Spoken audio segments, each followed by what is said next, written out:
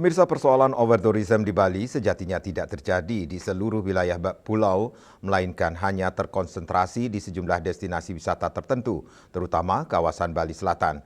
Untuk itu, pemerintah memiliki peran penting untuk mendistribusikan arus wisatawan secara lebih merata ke berbagai daerah di Bali.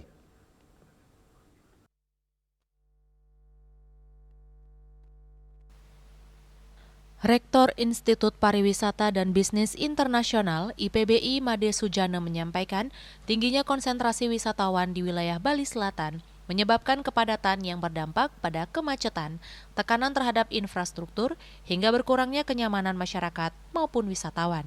Kondisi tersebut merupakan gambaran nyata dari fenomena overtourism.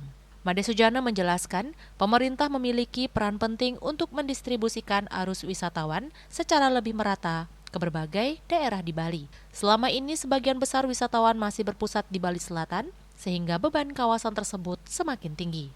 Made Sujana menambahkan, Bali memiliki banyak destinasi wisata yang potensial di wilayah timur, barat, maupun utara. Apabila pengembangan destinasi dan promosi dilakukan secara optimal, maka arus kunjungan wisatawan dapat tersebar lebih merata. Menurut Made Sujana, pemerataan kunjungan wisata tidak hanya mampu mengurangi kepadatan di Bali Selatan, tetapi juga membuka peluang pertumbuhan ekonomi bagi daerah-daerah lain yang selama ini belum menikmati manfaat pariwisata secara maksimal. Sebenarnya overtourism itu kan kalau kita lihat kan hanya di daerah tertentu saja.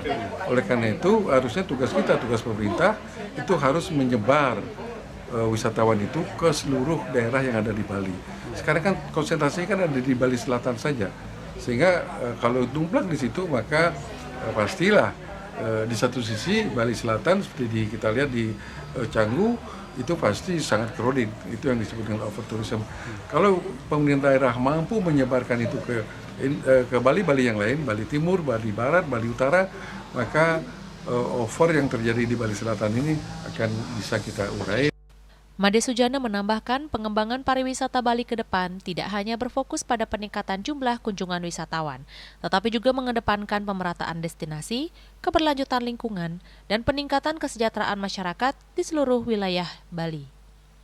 Yana, Bali TV.